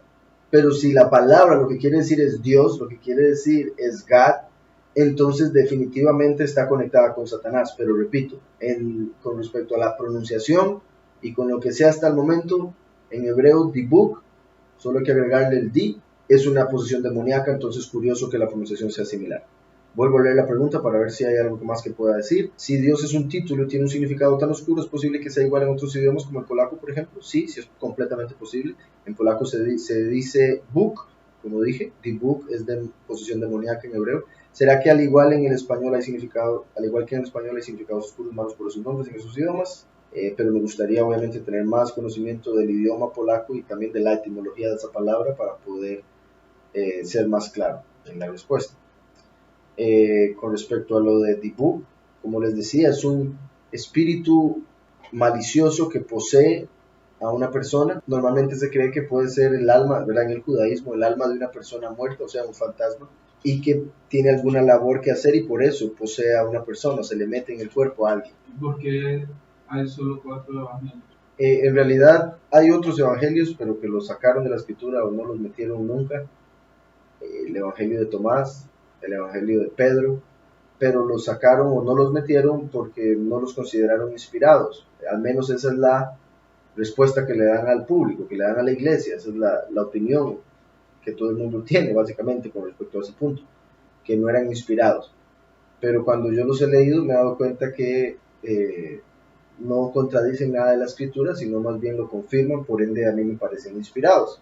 En todo caso, sí me parece interesante que hayan quedado 4, eso sí me parece que, como todo en la vida, todo pasa por una razón, todo pasa por algo. Entonces, por alguna razón Yahweh hizo que en las escrituras que hay hoy en día quedaran los 4 evangelios y que si uno quiere buscar más, quiere leer más, quiere entender más, tal vez puede investigar y encontrar que hay otros libros que quedaron por ahí y que la iglesia por una u otra razón decidió no meterlos. Pero sí, como les digo, esos 4 si yo no supiera de estos otros evangelios y no se los hubiera mencionado, la respuesta sería básicamente, son 4 evangelios porque hay 4 direcciones en esta tierra, ¿verdad? Norte, sur, este y oeste, los 4 ángulos de la tierra, porque hay 4 ángeles alrededor del trono, 4 criaturas con 4 caras diferentes, porque hay 4 niveles de interpretación de la Torá, porque, como le dije, hay 4 criaturas, una es el león, que está conectada con el libro de Mateo y representa al Mesías como rey. La otra es un becerro que está conectada con el libro de Marcos y representa al Mesías como el siervo. Después hay otra criatura que tiene cara de humano y representa al Mesías como el hijo del hombre y está conectado con el libro de Lucas. Y después está la cuarta criatura que tiene cara de águila, cabeza de águila, está conectado con el libro de Yahuanán y representa al Mesías como el enviado de Yahweh de los cielos, el ángel de Yahweh. Del más simple al más profundo, en lo que respecta a la interpretación, está el libro de Marcos, el de Lucas, el de Mateo y el de Yahuanán. Del más simple, más directo, al más profundo, más misterioso. Entonces, esas son algunas de las razones por las que hay 4. Y en realidad hay más razones, como por ejemplo también que Yahweh todo lo hace en 4 niveles. Y bueno, esos 4 niveles también se pueden separar en 10 diferentes pasos, pero eso será para otro momento. Los 4 niveles que Yahweh usa para hacer todas las cosas es Atzilut, Beriyah, Yetzirah y Asiyah. La emanación, la creación, la formación y la acción. Esos son los 4 niveles en los que Yahweh hace todo y así igualmente nosotros actuamos puesto que somos hechos imagen y semejanza, solo que lo hacemos como automáticamente sin darnos cuenta. Igualmente los 4 libros de la escritura, los 4 evangelios, perdón, están conectados con esos 4 niveles, así como esos 4 niveles están conectados con las 4 letras del nombre de Yahweh. Por eso Yahweh tiene 4 letras en su nombre: la Yud, la Hei, la Vav y la Hei. La primera, la Yud, está con Atzilut, la Hei con Beria, la Vav con Yetzirah y la última Hei con Asiyah. Entonces igualmente podemos conectar uno de sus niveles con una de las letras y con uno de los evangelios y con una de las criaturas que están alrededor del trono, etcétera, etcétera, etcétera. En ese caso, ¿verdad? Yahuhanan sería Atzilut, porque dije los 4 niveles, Atzilut siendo el primero, pero desde arriba hacia abajo. Yahuhanan es el más elevado, como el águila, que se eleva muchísimo. Entonces, Atzilut es Yahuhanan, el libro de Yahuhanan de Juan. Después Beria sería el libro de Mateo. Después Yetzirah sería el libro de Lucas. Y después Asiyah sería el libro de Marcos. En Marcos, como es directamente escrito como para esclavos, como para siervos, no se dan explicaciones, simplemente se dice lo que hay que hacer. Asiyah es el nivel de la acción. En un nivel más elevado se nos dice el por qué hay que hacerlo, y después en un nivel más elevado se nos dice cómo hay que hacerlo. Entonces así igualmente Marcos, Lucas, Mateo. La pregunta entonces sería que si puedo explicar acerca de los 3 cielos. La escritura menciona 3 cielos. La escritura, las traducciones que la mayoría de la gente tiene, en el sentido de que si le agregásemos el libro de Enoch, que debería estar en la escritura en el Antiguo Testamento, entonces nos daríamos cuenta de algo más allá. Como les digo, en la escritura, específicamente en Corintios, vemos que se mencionan 3 cielos. Segunda de Corintios 12:2 dice: conozco a un hombre en el Mesías que hace 14 años, si en el cuerpo no lo sé, si fuera del cuerpo no lo sé, y abuelo sabe, fue arrebatado hasta el tercer cielo, hasta el tercer cielo. Entonces aquí vemos que menciona 3 cielos. Esto es como simplificando todos los cielos que Yahweh creó. En Génesis 1:1 vemos que dice: en el principio creó Elohim los cielos y la tierra. Entonces plural cielos, singular tierra. Solo hizo una dimensión, la que nosotros experimentamos en nuestra vida, solo hizo una realidad como esta que nosotros vivimos en la tierra, pero hizo diferentes dimensiones llamados cielos, que se simplifican en 3, como lo vimos en Corintios. El cielo azul es el primer cielo, el que nosotros vemos donde viajan los aviones, básicamente, y vemos a los pájaros. Ese es el primer cielo, y que llega hasta el límite, que es el firmamento. Por eso se dice, ¿verdad? El límite, bueno, en inglés the sky is the limit. El límite es el cielo. Literalmente hay un límite ahí, que es el firmamento. El segundo cielo es la dimensión de los ángeles. En el segundo cielo hay muchos cielos. Yo me atrevería a decir cientos, y casi que en realidad diría miles de cielos, miles de dimensiones diferentes, en lo que se resume como el segundo cielo. El segundo cielo es el de los ángeles, y hay mucha cantidad de ángeles de diferentes tipos, así como hay diferentes tipos de animales en el mundo, diferente variedad de animales en el mundo, en el mar, en la tierra, en el aire. Igualmente hay así una cantidad y una variedad diferente de ángeles, demonios, espíritus malignos y todo lo demás que hay. Bueno, espíritus en general. En ese segundo cielo es donde hay muchas capas, por decirlo así, muchos diferentes cielos o dimensiones, donde habitan las criaturas que representan lo invisible, puesto que nosotros no las podemos ver, pero en su propia dimensión sí son visibles, porque tienen un tipo de materia que, como he dicho en otras ocasiones, es lo que los científicos normalmente llaman materia oscura o dark matter. Entonces, en ese segundo cielo donde están los ángeles, y el tercer cielo es donde está Yahweh, es el cielo invisible, donde está la luz, el apartado, etc. El tercer cielo es el de Yahweh, segundo cielo es el de Lucifer, primer cielo es el de los hombres. El segundo cielo va a pasar como por un diluvio. Así como Yahweh hizo un diluvio en la tierra en el tiempo de Noé, ahora en los tiempos finales va a ser como un diluvio, pero en el cielo. Va a quitar todo lo que está ahí, porque ahora va a hacerlo diferente. Va a ser una nueva tierra y unos nuevos cielos en la vida eterna. entonces van a haber nuevas dimensiones donde nosotros también vamos a poder accesar los escogidos de Apocalipsis 7 y de Apocalipsis 14. Entonces, esos serían los 3 cielos, simplificándolos, pero según el libro de Enoch, hay muchos más cielos. Repito, todos esos estarían en lo que normalmente se llama el segundo cielo. Aquí está reaccionando el hermano. Escribió los 3 paraísos. Número 1, el jardín del Edén. Número 2, el seno de Abraham. Y el seno de Abraham es el paraíso. El seno de Abraham es el paraíso. Simplemente es un título que se le da al paraíso.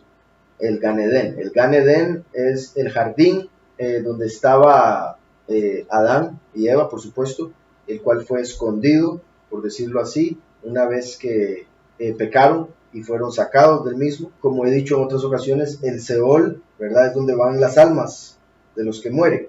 El Seol está separado en 2 partes. Una es la parte de castigo, otra es la parte de paraíso. En la parte de paraíso es donde van los justos. Y esa parte, según el libro de Lucas, cuando Yahushua habla, es llamada el seno de Abraham. Entonces el paraíso que está en el Seol es llamado el seno de Abraham. Y todo lo demás parece indicar que ese mismo seno de Abraham, ese paraíso, es el Gan Edén, el paraíso del cual salió Adán y Eva cuando pecaron. El cielo ya es otra cosa, ¿verdad? El cielo de Yahweh, repito, es el tercer cielo. Después está el segundo cielo. Después está el cielo del hombre, el firmamento. Después está la tierra, y debajo de la tierra está el Seol. En el Seol está el seno de Abraham y el abismo, donde son castigados. La peor parte del infierno, el abismo, ¿verdad? Pero está el Gehená y el Abadón, Tejón. Entonces hay varias partes de castigo en el infierno, en la parte negativa del Seol. Pero igualmente, en la parte positiva, en la parte de paraíso, hay varias partes. Entonces se podría hablar de paraíso o el Edén, a eso completo, y el seno de Abraham como la parte donde están los que son de Abraham, por ejemplo, los que estarían con Abraham. Espero ya ahora sí haya quedado claro. Hermanos, quería saber qué es el reino inmortal de Barberos, del cual habla Yahudá a Yahushua en los libros gnósticos. Barbelos. Bueno, estoy leyendo eso. Sí, es como, ¿cómo lo puedo poner? Eso sería casi que el tercer cielo, básicamente a lo que hace referencia cuando lo menciona. La plenitud es como normalmente también lo traduce. Ves si es Barbelo, y aparece en el libro apartado del gran invisible. Dice aquí, Barbelo se refiere a la primera emanación de Elohim en varios de los libros gnósticos. Los cielos son emanaciones, porque Yahweh mismo es, Yahweh es todo lo que existe, y lo que sea existe como creación en la cual nosotros habitamos, existe por Yahweh, por su decisión. Y si Yahweh de repente decidiera que lo que existe deje de ser, todo esto desaparece, nosotros incluidos. Entonces, en realidad lo único que es eterno, lo único que se mantiene indudablemente es Yahweh. El resto se mantiene por la voluntad de Yahweh, y por eso emanó de él inicialmente, pero eso ya ha quedado claro. Entonces, dice aquí, se refiere a la primera emanación de Elohim en varios de los libros gnósticos. Barbelo comúnmente aparece como un principio femenino. Recuerden que siempre les he dicho, la Ruach HaKodesh emanó de Yahweh, fue lo primero que emanó de Yahweh. Entonces Barbelo vendría siendo un título griego, que quede claro, no es del original hebreo, sería un título griego que usaron para referirse a la Ruach HaKodesh, la primera emanación de Yahweh, en lo que se llegaría a convertir en el tercer cielo, porque fue cuando de Yahweh emanó la Ruach HaKodesh, su espíritu, que se dio, por decirlo así, forma al tercer cielo, del cual estamos hablando aquí, como el tercer cielo donde está la bondad, la paciencia, el poder, la benignidad, el dominio propio, la felicidad, el gozo, la alegría. Todos esos sentimientos son espíritus que originaron del Padre cuando emanaron en el tercer cielo donde existe lo invisible. Entonces, según los libros gnósticos, lo que llaman Barbelo sería lo que la escritura llama la Ruach HaKodesh, el espíritu de Yahweh que emanó originalmente en el tercer cielo, y de lo que después emanó el segundo cielo y el primer cielo, en el cual están, el firmamento que nosotros podemos ver. Después dice por acá, y bueno, como les decía, el hecho de que lo llaman femenino es porque en hebreo Ruach es femenino. Este tipo de cosas, el hecho de que le llaman el principio femenino, hace que cuando la gente lo lea, diga, oh, esto es herejía, y lo quitan y lo botan, o dicen que ya no es inspirado.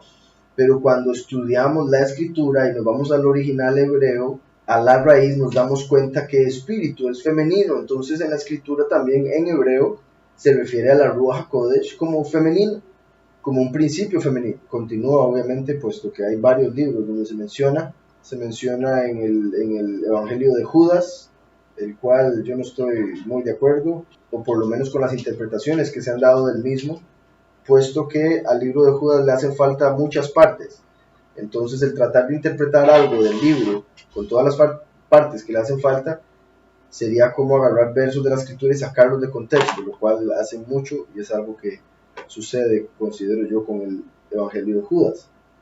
También está en el libro apartado del espíritu, del gran espíritu invisible, por eso habla ahí de este espíritu, la emanación celestial, y la llama madre. Repito, eso en la escritura es la Ruach HaKodesh, el espíritu de Yahweh. También aparece en el libro de Alógenes o Alógenes, Marsanes, el libro de Melquisedec, el libro de las The Three Stills of Set, la protonovia trimórfica y el libro de Sostrianos. Entonces, en los libros que aparece así mencionados son libros que no están conectados en realidad directamente con el Mesías o los discípulos, solo por ese de Judas, y ya expliqué mi opinión con respecto a ese libro. De todas maneras, sí los he leído estos libros, sí los he leído y sí he encontrado información valiosa que poniéndola a la par de la escritura revela muchas cosas interesantes. Pero en sí, estos libros en los que se menciona Barbelo, por decirlo así, no son los principales gnósticos, o cuando yo hablo de los libros gnósticos no me estoy refiriendo a estos. De los principales libros gnósticos, y al decir principales es porque son los que más información he encontrado, más revelación he encontrado, más conocimiento, y por eso gnóstico, porque gnosis quiere decir conocimiento. Entonces estos libros son libros que dan conocimiento, dan mucho conocimiento, información, misterios, y que la iglesia no quería que se revelaran y por eso no los pusieron en la escritura. Pero como les digo, los libros que yo normalmente menciono cuando hablo de los libros gnósticos, los que principalmente menciono porque me parecen los que más revelación dan, no se mencionaron en ninguno de estos en los que aparece este título, Barbelo. Repito, eso es un nombre griego, yo no lo uso en lo absoluto, ni lo uso para referirme a la Ruach HaKodesh, pero la pregunta es, ¿a qué se refieren estos libros cuando dicen esa palabra? Se refieren al Espíritu del Todopoderoso, al Espíritu que emanó de Yahweh al inicio de la creación. Aún antes, que fue a través de la palabra que vino la creación, y la palabra emanó del Espíritu. Entonces, así como de Adán salió Eva y de Eva salió Set, de Yahweh salió la Ruach HaKodesh y a través de la Ruach vino la palabra, Yahushua. Entonces igual de la mente viene el pensamiento y del pensamiento sale la palabra. Dice Alejandro, ¿qué es un creyente carnal y otro espiritual? Pues los que creen según la carne o los que creen según el espíritu. La letra mata, mas el espíritu vivifica. Los que creen según la carne, cuando leen la escritura solo leen la letra, solo ven la letra. Porque en el pasaje de Corintios dice que fue al tercer cielo al paraíso, me imagino. Entonces, ¿el paraíso está en el tercer cielo o el Sheol? El problema es que la gente piensa que el paraíso está en el cielo, pero en ningún lugar en la escritura dice que el paraíso está en el cielo. De hecho, en ningún lugar en la escritura dice que la humanidad va a ir a vivir al cielo. Eso lo inventaron en las iglesias. Los escogidos van a ir al cielo por un momento, pero después van a bajar a habitar y reinar sobre la tierra, porque la tierra fue creada para ser habitada por los hombres.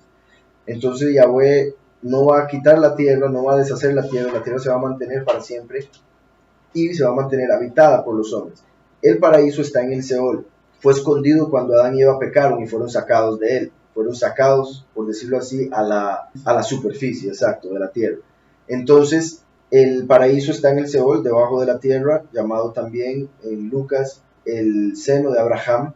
El infierno está a la par, como lo vemos en la historia de Lázaro y el rico. Lázaro fue al paraíso, el rico fue al infierno. El rico podía ver a Lázaro, Lázaro podía ver al rico, pero ninguno podía pasar al otro lado. Aquí me mandó el verso 2 Corintios 12, ¿se lo leo? 2 Corintios 12, 4. Sí. Dice, conozco al hombre, si en el cuerpo fuera el cuerpo no lo sé, lo que no sabe, que fue arrebatado al paraíso, donde oyó palabras inefables que no les es dado hombre expresar. Vea que el verso empieza y conozco. porque el verso anterior dijo, conozco a un hombre en Mashiach que hace 14 años, si en el cuerpo no lo sé, si fuera del cuerpo no lo sé, Elohim lo sabe, fue arrebatado al tercer cielo. Y conozco al tal hombre, si en el cuerpo o fuera del cuerpo no lo sé, Elohim lo sabe, que fue arrebatado al paraíso. Entonces son como dos eventos diferentes, uno al tercer cielo, otro al paraíso. ¿Me explico? Como Eliyahu fue arrebatado al paraíso, Hanok fue arrebatado al paraíso, dígame. Sí, aquí, bueno, volviendo a la pregunta, entonces el paraíso está en el tercer o en el Sheol, o el Sheol es una dimensión del tercer. El Sheol sí es otra dimensión, pero no lo llamaría una dimensión del tercer cielo, lo llamaría más como una dimensión intermedia o transitoria, porque es una dimensión en la que las almas van a esperar al momento en el que se les dé cuerpo para poder entrar al reino de Yahweh, que en ese caso se podría entender el tercer cielo es donde está el Padre es omnipresente, igual que cuando Yahushua dijo, no esperen que el reino venga de aquí o venga de allá, porque el reino ya está aquí, está dentro nuestro. Yahweh es el reino y Yahweh es omnipresente, entonces depende de donde uno esté espiritualmente, que cuando se manifieste lo espiritual, uno va a estar en uno de esos diferentes lugares o posiciones que Yahweh determinó para la vida eterna. Entonces, dice, ciertamente no me conviene exaltarme, pero me referiré a las visiones y a las revelaciones del soberano. De hecho, de esto se dice que Pablo estaba hablando de sí mismo, pero como no quería exaltarse, hablaba de sí mismo en tercera persona. Conozco a un hombre en Mashiach que hace 14 años, si en el cuerpo no lo sé, si fuera del cuerpo no lo sé, Elohim lo sabe, fue arrebatado hasta el tercer cielo. Y conozco al tal hombre, si en el cuerpo o fuera del cuerpo no lo sé, Elohim lo sabe, que fue arrebatado al paraíso, donde oyó palabras inefables que no les es dado al hombre expresar. Por ejemplo, en el judaísmo se enseña que 4 hombres fueron al paraíso y uno de ellos vio cosas que no pudo entender. Entonces después volvió y se perdió por no haber entendido lo que vio en el paraíso. Como dije, también el paraíso tiene diferentes niveles. Y una de las cosas que se dice que vio, bueno, también porque hay otro, cuando se habla del paraíso, en el judaísmo se habla de Pardés, el Gan Edén, el jardín del Edén. Pardés quiere decir jardín, y está escrito Pardés con 4 letras, la P, la Reish, la Dalet y la Samech. Pardés, para representar la primera interpretación, que es Peshat, representando la primera parte del paraíso. Después Remes, que es la segunda parte. Después Derash, tercera parte. Y Sod, la parte más misteriosa, la más profunda. Entonces se dice que 4 líderes judíos fueron llevados ahí y que vieron el trono del Todopoderoso y que a la par había un ángel sentado. Entonces uno de ellos dedujo que habían 2 Elohim, 2 poderes en el cielo. Entonces volvió al mundo y no había entendido lo que había pasado y se perdió, se desvió. Y lo que quiero decir con esto es que en eso se explica cómo Pardés, el jardín del Edén, es el paraíso.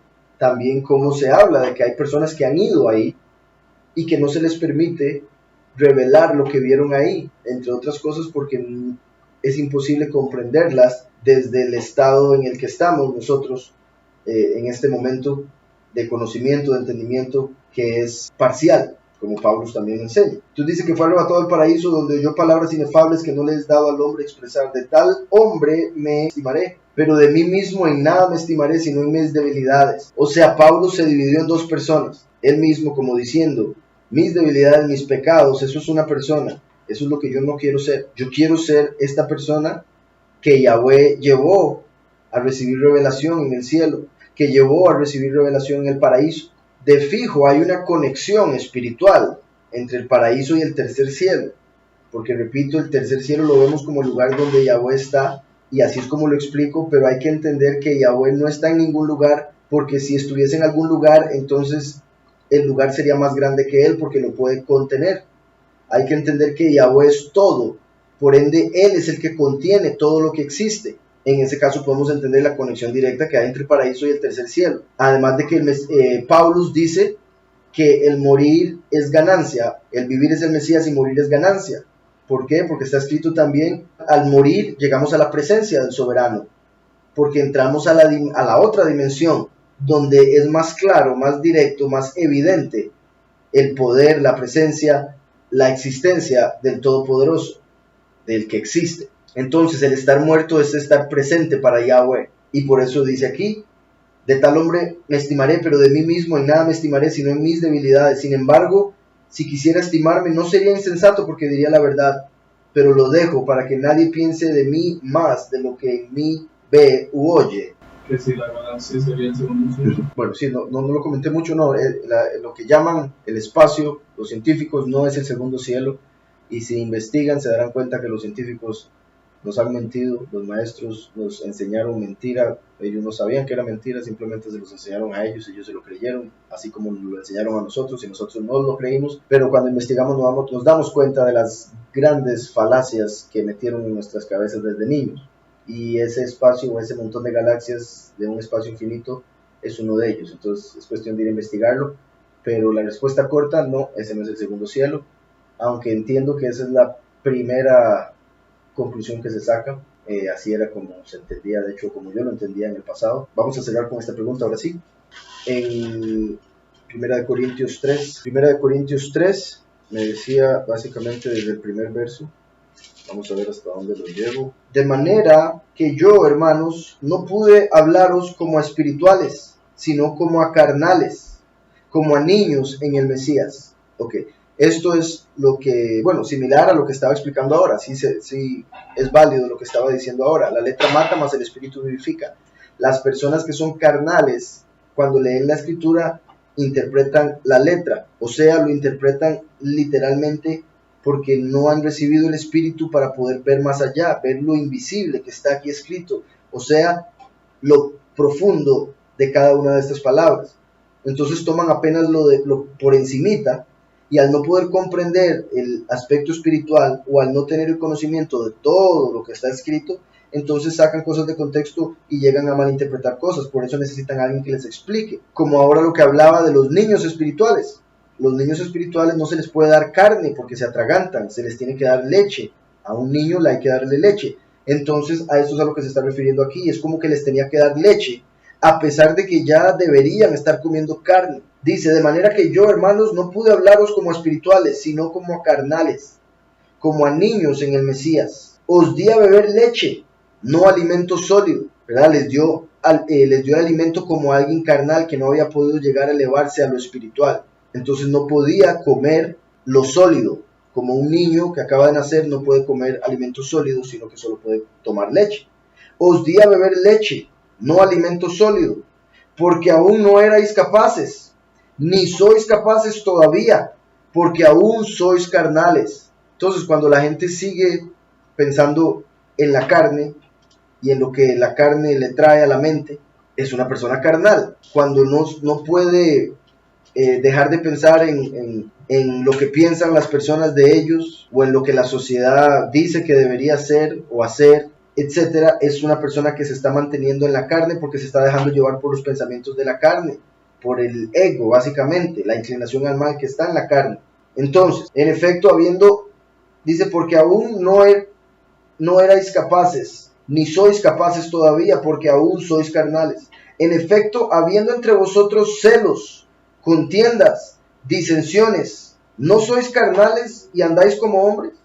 Ahí está la respuesta. ¿Quién es carnal? Repito, los que se dejan llevar por la carne. Los que se dejan llevar por la carne terminan celosos, ¿verdad? Tienen celos de cualquier cosa, o envidia de cuando a un hermano le está yendo bien.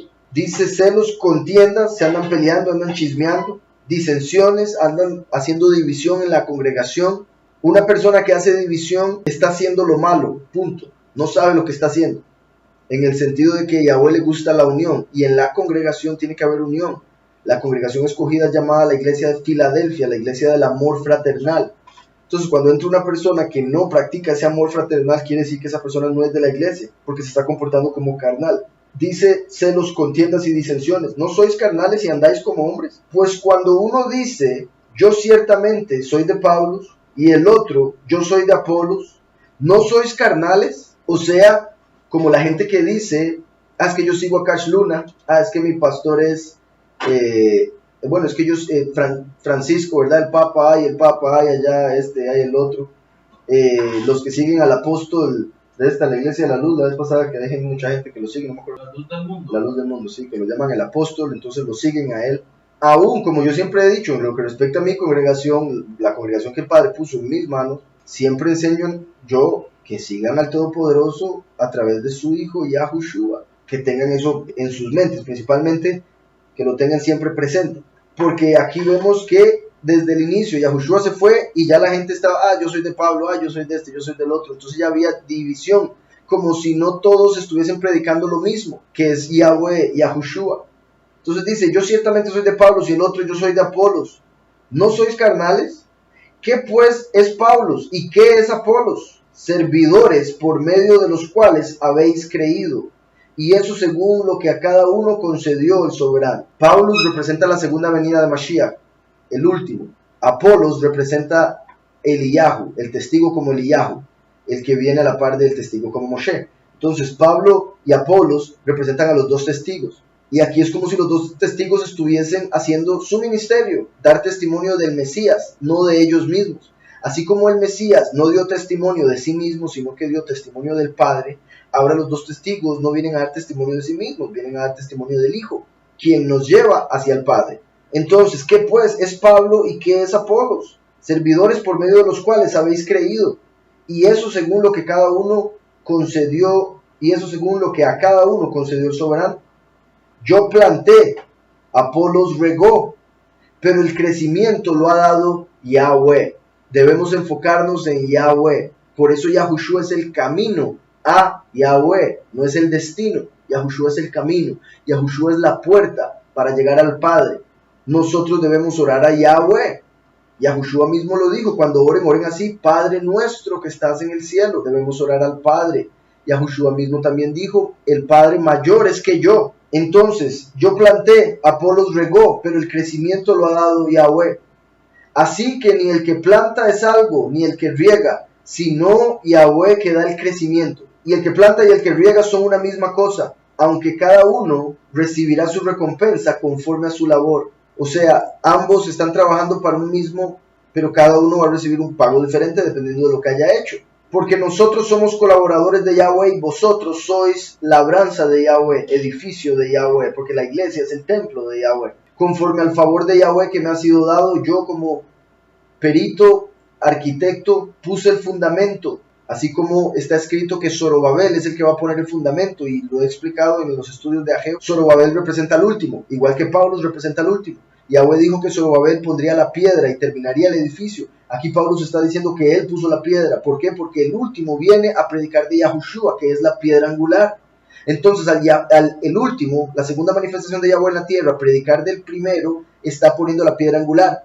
Y cada persona que crea va a ser una piedra que está puesta sobre esa piedra angular hasta que el edificio sea completo. Dice, y vosotros sois labranza de Yahweh, edificio de Yahweh. Conforme al favor de Yahweh que me ha sido dado, yo como perito arquitecto puse el fundamento y otro edifica encima, pero cada uno mire cómo sobreedifica. Nadie puede poner otro fundamento que el que está puesto, el cual es Yahushua HaMashiach.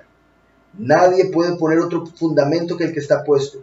Si alguien viene predicando de sí mismo o alguien viene predicando de otro que no es Yahushua, si viene predicando de Alá, si viene predicando de Jesús, si viene predicando de Buda, si viene predicando de Yeshua, todos esos son falsos. El verdadero cuyo nombre es sobre todo nombre es Yahushua HaMashiach.